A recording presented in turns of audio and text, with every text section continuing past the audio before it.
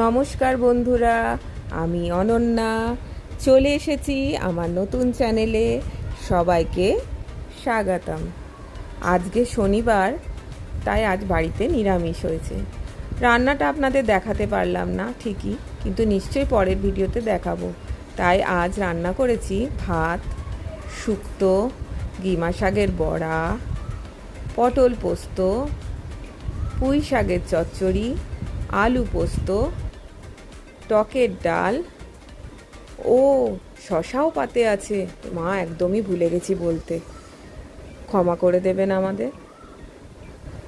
আর কেমন হয়েছে রান্নাগুলো একটু বলবেন দেখে।